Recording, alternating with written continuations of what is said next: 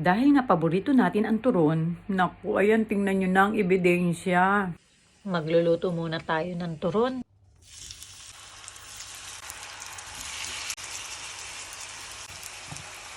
Ito nga pala ang aking favorite, ang turon. Luto tayo ng turon dahil day off natin. Aking masarap na turon.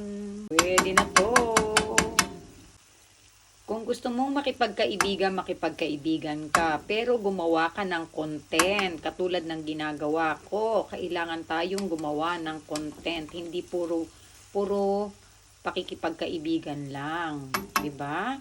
Yun ang dapat. At dapat panoorin mo din ang mga video.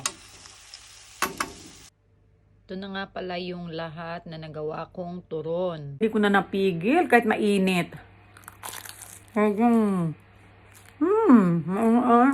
Masarap pa.